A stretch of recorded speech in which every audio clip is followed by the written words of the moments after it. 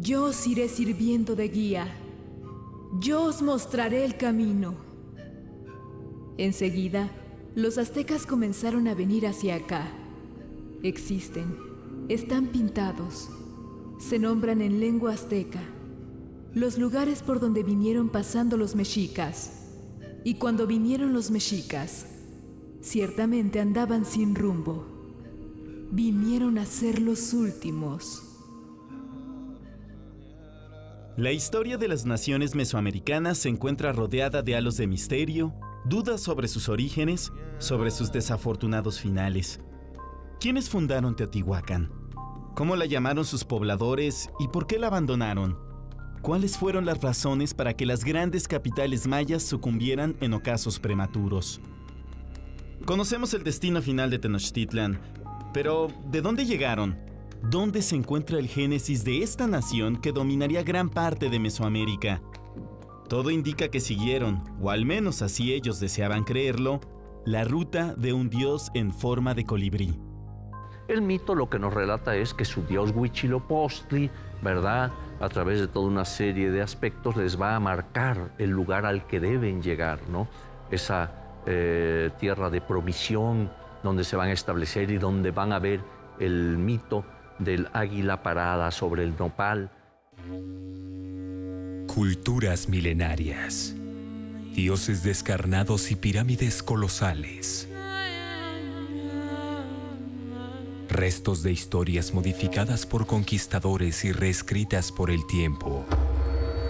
Vestigios que se niegan a seguir enterrados. Para que una civilización nazca, otras tienen que ser sacrificadas. Ciudad de Dioses.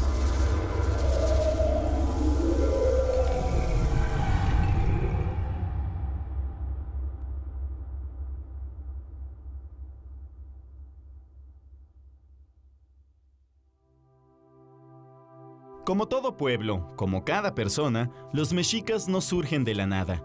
Tenían sólidas bases con las cuales cimentarían no solo sus ideales y ciudades, sino que construirían su pasado, explicando con ello su presente, dirigiendo así el futuro que finalmente los alcanzaría. ¿De dónde partió este pueblo que maravillaría la imaginación europea del siglo XVI? Ellos en particular parece ser que vienen de la zona norte. Cuando decimos la zona norte, porque luego pensamos que es la zona norte de México actual, no. Es la zona norte de Mesoamérica. Es una región que iría, grosso modo, para que la gente lo capte, entre la Sierra Gorda de Querétaro y Zacatecas. Esa es la región norte de Mesoamérica.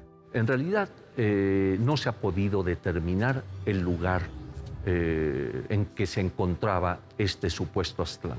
O sea, algunos investigadores piensan que estaba un poco más hacia el norte, por Guanajuato, otros todavía un poco más allá, que si una isla cerca en la costa del Pacífico. En fin, nada de esto se ha comprobado plenamente.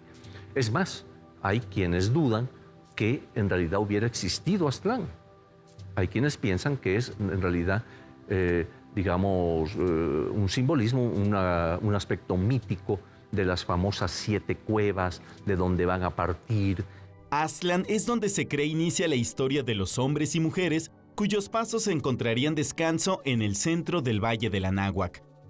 Visto en algunos códices, entre ellos el Ovin y la tira de la peregrinación, como una isla en medio de un lago, el lugar de la blancura o el lugar de las garzas seguramente encierra los mayores misterios de la cultura mexica. Entonces, ¿existió o no Aztlán? Esa pregunta depende cómo la planteemos. Sería como para nosotros preguntarnos si existió o no el paraíso terrenal, por ejemplo. Si somos muy escépticos en este mundo secularizado en el que vivimos, diríamos que no tendría ni pies ni cabeza. Si somos muy creyentes, diríamos que indudablemente que existió. Lo mismo pasa con Aztlán, que sería la pronunciación más cercana, con Aztlán para los mexicas. Para ellos indudablemente era un sitio real, aunque ellos mismos no pudieran localizarlo geográficamente, y para nosotros tendría como la duda de una ubicación. En la época de Moctezuma I, él trata, según sus propios mitos, de que vayan sacerdotes a ver, a encontrar este lugar de Aztlán. O sea, que ya en el pleno momento prehispánico no se tenía una idea clara de la ubicación del lugar. Se manda una expedición a buscar el lugar, llegan a las inmediaciones de Tula Hidalgo y no encuentran la ruta adelante, lo cual no es tan extraño porque para ese momento la frontera cultural de Mesoamérica ya se había retraído, ya no llegaba hasta Zacatecas, llegaba justamente a las inmediaciones de la zona de Tula Hidalgo. Aquí se pinta la historia, aquí está pintada. De allá vinieron los mexicas, de un lugar llamado Aztlán. Está en medio del agua. De allá vinieron, son 4 barrios. Y así venían a hacer penitencia en canoa. Venían a ofrendar sus palmas a Xoyatl. Allá en un lugar llamado Quinehuayan Ostotl. Allá es de donde salieron los 8 barrios. En la tira de la peregrinación, el lugar de las Garzas se encuentra al norte. Es una isla poblada por 7 barrios o calpulli, y se observa a una pareja que bien podrían ser las cabezas de estos barrios o la pareja que generaría el personaje que encontraremos dentro de una cueva en un cerro llamado Colhuacán. Antes de hablar de la cabeza que emite palabras, concentrémonos en Quinehuayan Ostotl, la cueva de la salida inminente, conocida también como Chicomostoc. Este lugar, Chicomostoc, como Aztlán, como Teoculhuacán y otros sitios que se mencionan, son sitios de origen de diversos pueblos de habla náhuatl y de otros pueblos mesoamericanos. Son lugares de origen, pero que se pierden en la geografía y se pierden en el tiempo. Chicomostoc es el lugar de las 7 cuevas. Es decir, aquí hay que entender una cosa. Estas 7 cuevas se supone míticamente que estaban habitadas por 7 pueblos, ¿no? Y que van a empezar a salir de estas cuevas para venir a poblar el centro de México. Recordemos que buena parte de nuestra geografía es producto de formaciones volcánicas. Entonces son conos, inmensos conos volcánicos, Popocatépetl, el Nevado de Toluca, la Peña de Bernal y infinidad de otros sitios. Como son lugares volcánicos, tienen infinidad de cuevas. Hay que ir a Cerro de la Estrella, nomás darse una vueltecita y está, es como un enorme queso gruyère. De ahí viene la tradición de las 7 cuevas. Todos los pueblos en algún lugar, en algún momento de su historia, dicen haber salido de Chicomostoc. En los recuentos hechos tras la conquista española, se menciona no solo a estas 7 cuevas como el lugar de origen, sino que se les vincula directamente con Aztlán, dándole un sitio exacto. Fray Diego Durán, en su Historia de las Indias de Nueva España e Islas de la Tierra Firme, dice así: Estas cuevas son en Teoculhuacán, que por otro nombre se llama Aztlán, tierra de que todos tenemos noticias caer hacia la parte norte y tierra firme de Florida. Salieron pues 7 tribus de gentes, de aquellas 7 cuevas donde habitaban, para venir a buscar esta tierra, a las cuales llamaban Chicomoste, de donde vienen a fingir que sus padres nacieron de unas cuevas. En la crónica Mexicayotl de Fernando Alvarado Tezosomoc encontramos el nombre con el cual serían conocidos finalmente. El lugar de su morada tiene por nombre Aztlán, y por eso se les nombra aztecas, y tiene por segundo nombre el de Chicomostoc, y sus nombres son estos de aztecas y mexicanos. Y hoy día verdaderamente se les nombra mexicanos, pero después vinieron aquí a tomar el nombre de Tenochcas. En dicha isla, en esas cuevas cuyas ubicaciones quedaron enterradas por la espesa capa que forma el paso del tiempo y de las cuales solo vagos recuerdos quedarían entre aquellos antiguos mexicanos, se encuentra el génesis de las naciones, de los pueblos que habitarían el centro de Mesoamérica.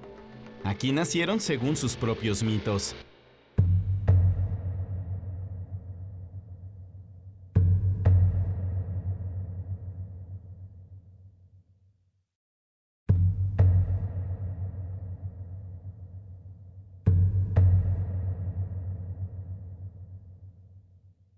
En realidad tenemos que ver el simbolismo de estas cuevas. Estas cuevas son matrices, en realidad, son úteros que tienen y que paren pueblos. Y estos pueblos empiezan a digamos, a avanzar hacia otras regiones, en este caso hacia el centro de México. En muchos sentidos ese Chicomostoc se representa como si fuera una especie de riñón o una especie de bolsa con 7 recovecos.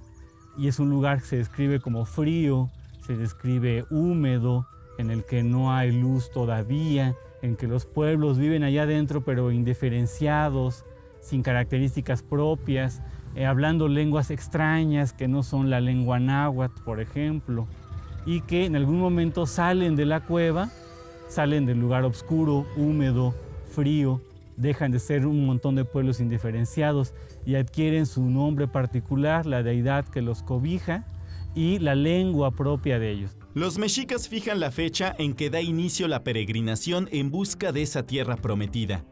Uno Tecpatl o Uno Pedernal. El número 1 entre los mexicas representaba la dualidad inicio-final. Comenzaba un nuevo destino para el pueblo que dejaba atrás una historia, la cual llegaba a su conclusión. Por su parte, el pedernal indicaba, dadas sus características y forma, la penetración sexual. Este nacimiento tendría por fecha, según el calendario gregoriano, 1168. Al venir, cuando fueron siguiendo su camino, ya no fueron recibidos en ninguna parte. Por todas partes eran reprendidos. Nadie conocía su rostro. Por todas partes les decían: ¿quiénes sois vosotros? ¿De dónde venís? Tras la estancia en Chicomostoc o en el cerro de Colhuacán, los Calpulli ahí reunidos iniciaron su peregrinar siguiendo, según las versiones que se revisen, las palabras de su dios o a un importante líder que tiempo después sería deificado. Fueron 7 tribus, según Fray Diego Durán, las que avanzarían hacia el sur, mientras que en la tira de la peregrinación observamos en total 8 barrios comandados por 4 teomamaque o cargadores. Mucho se ha hablado de esta peregrinación, entre comillas, porque, digamos, en realidad se asentaban en un lugar, duraban a veces muchos años asentados ahí, establecían allí su población, sembraban. Una frontera cultural se extendía mucho más en el norte, debido posiblemente a un cambio climático de los que ya estamos observando nosotros mismos. Esa parte se fue desecando, tuvo menos presión de agua, menos caída de agua, fue menos proclive a la agricultura y por lo tanto los pueblos que allá habitaban, ya de tradición mesoamericana, pues tuvieron que emigrar, tuvieron que retraerse de esa frontera y llegar a diferentes lados. La Huasteca, centro de México, algunos llegaron incluso hasta Centroamérica, atravesando toda el área. Huesotzincas, Chalcas, Xochimilcas, Malinalcas, Tlahuicas o Chichimecas, Tepanecas y Matlatzincas eran aquellos pueblos surgidos de las 7 cuevas quienes acompañarían a los aztecas en busca de mejores condiciones de vida. De allá pronto se trasladaron a Colhuacán. Los vieron los habitantes. Luego les dijeron a los aztecas: «Oh, señores nuestros, ¿a dónde van? Dejen que los acompañemos». Luego los aztecas dijeron: «¿A dónde os llevaremos?». Son 7 peregrinaciones, o mejor dicho, 7 migraciones forzadas por las condiciones económicas y políticas, pero que reflejan no solamente lo de estos 7 grupos, sino de muchísimos grupos más. Todos los pueblos del centro de México prácticamente dicen ser extranjeros, dicen venir de algún lugar en el norte. Dentro del viaje emprendido desde el lugar de las Garzas, aparece un sitio que definiría indudablemente el porvenir de la futura nación Tenochca: Coatepec, Cerro de la Serpiente, donde finalmente se asentarían y comenzarían a darle forma a ese destino designado por el hombre Dios que supuestamente nacería en este lugar. Hay un punto muy importante que es Coatepec. Dicen las crónicas que es cercano a Tula, y cómo allí se van a establecer y van a durar un tiempo, puesto que todo ya está floreciendo, ya han sembrado, ya han estancado el agua para que haya peces, en fin, un lugar fructífero. Tula, antigua capital de los toltecas, aparecía como una importante oportunidad de crearse un nombre, una identidad que los diferenciara de otros pueblos migrantes a lo ancho de Mesoamérica. Porque Tula era, en la mentalidad de los antiguos nahuas, como ellos lo referían por sus tradiciones, el lugar donde fue la urbe ideal.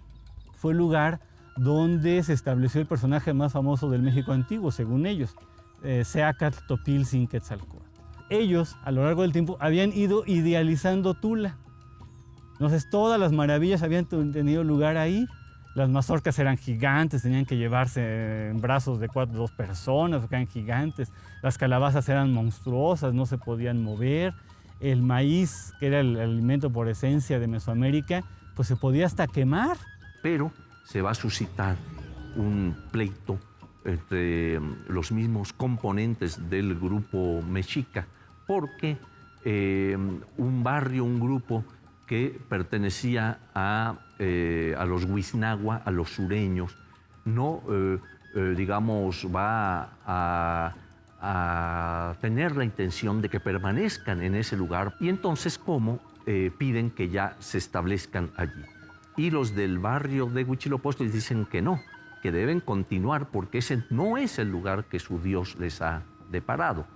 Y entonces viene el conflicto y se dice que en la noche viene el combate entre ellos y salen triunfantes los del grupo de Huitzilopochtli. Un momento. Es cierto que aún no desciframos del todo el origen del dios colibrizurdo, pero ¿por qué se menciona a Huitzilopochtli obedeciendo las órdenes de otro dios? ¿Quién es? En los relatos mismos, sobre todo en los de un cronista, Cristóbal del Castillo, se nos relata cómo, digamos, ellos se encuentran en Aztlán y vemos allí por primera vez la presencia de lo que parece ser un dirigente, que es precisamente Huitzilopochtli, el cual, por órdenes de este otro dios, de una deidad específica, va a empezar a guiar a su pueblo, digamos, hacia ese lugar de promisión, ¿no? Sin embargo, en el transcurso, Huitzilopochtli va a morir, es decir, como hombre, y se va a transformar en Dios. Tlacatecolotl Tetzauteotl es el nombre con el cual se conocía a la deidad que guiaba a los grupos nahuas en su peregrinación. Es él quien los llevaría hasta Coatepec, para pedirles después, a través del guía Huitzilopochtli, continúen avanzando hasta encontrar las señales que más adelante les describirá. La separación de los mexicas y los restantes calpulli es mencionado en el Códice Obin del siglo XVI. Y luego les habló el diablo. Les dijo: ordenen a los que os acompañan, a los 8 barrios. Díganles: no iremos. Solo aquí nos volveremos. Cuando les dijeron, muchos se entristecieron ellos, los 8 barrios de lo que les habían ordenado. Luego dijeron los 8 barrios: oh señores nuestros, ¿a dónde iremos? Pues os acompañaremos. Luego otra vez les dijeron: pues no, iréis solos. No existe en el mundo mesoamericano algo semejante al mal absoluto. Eso, ni al bien absoluto tampoco. Eso es ajeno a esa tradición, pero muy cara a la tradición judeocristiana. Entonces tuvieron que buscar un nombre apropiado para poner la idea de diablo y tomaron Tlacatecolotl, que sería el tecolote humano, el búho humanizado, nombre dado a brujos maléficos, a brujos malignos que actuaban. Y se lo dieron como genérico de muchas deidades. En este caso se trataba de, en ciertas variaciones de la historia recogidas en el siglo XVI, ya en un contexto cristiano, de demonizar al dios Huitzilopochtli. Entonces por eso a veces aparece como Tlacatecolotl, aunque el Huitzilopochtli, como toda deidad, tiene muchos apelativos, no tiene un solo nombre. Uno de ellos es Huitzilopochtli, que es el que conocemos, el colibrí zurdo, el colibrí del lado izquierdo del mundo. Otro sería Meshi, de ahí el nombre mexica. El pueblo de Meshi es el pueblo mexica. Tetzauteotl, el dios portentoso, debido a los grandes prodigios que se supone obraba la deidad. Esa es la relación y por qué a veces se utiliza este nombre. Por ello la importancia del Cerro de Coatepec, no solo por su cercanía a la antigua capital de los toltecas, sino por el nacimiento de su dios más importante. Aquí se enfrentarían, cuentan los mitos, el barrio comandado por Huitzilopochtli y una mujer que ya conocemos, Coyolxauhqui. Siglos después, en pleno esplendor de Tenochtitlan, recrearían este Cerro de la Serpiente en su templo mayor. con su colibrí del sur victorioso en la cima y su desmembrada hermana a los pies de esta montaña artificial. Recuerdos de un pasado que no olvidarían, que demostrarían que siempre supieron quiénes eran.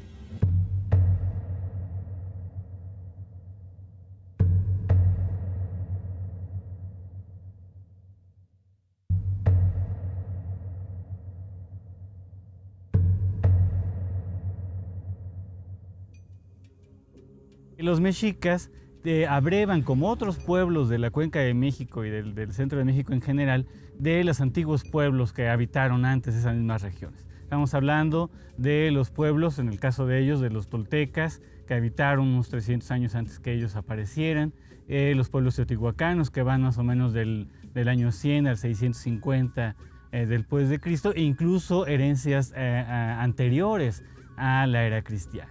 Va a ir incorporando aspectos de estas culturas y vamos a ver cómo, inclusive aquí mismo en la zona arqueológica del Templo Mayor, podemos apreciar, reminiscencias de lo que el mexica toma de Teotihuacán. Por ejemplo, en algunos de sus templos tienen el talud, o sea, este muro inclinado con el tablero típico teotihuacano. Es más, vamos a ver hasta esculturas que ellos van a imitar de esculturas teotihuacanas. Es un pueblo que ya tiene elementos culturales, que tiene características de muy antiguo que son propias de esta área. El ser sedentarios, el conocer la agricultura, el conocer el urbanismo, la arquitectura monumental, los calendarios mesoamericanos y diversas instituciones. Entonces es un pueblo que de muy antiguo ya tiene esas características. A lo largo de los siglos se creyó que los mexicas eran un pueblo nómada, uno más que anduvo vagando en los alrededores del centro del actual México, hasta que lograron asentarse fundando su ciudad. Pero como ya hemos visto, no es así. La cuestión era encontrar el lugar adecuado, vislumbrar finalmente la tan esperada tierra prometida. Si es un pueblo que va migrando de la zona norte, saldrá en busca de, como cualquier migrante, de mejores condiciones de vida. Pero no es un pueblo nómada, cazador-recolector.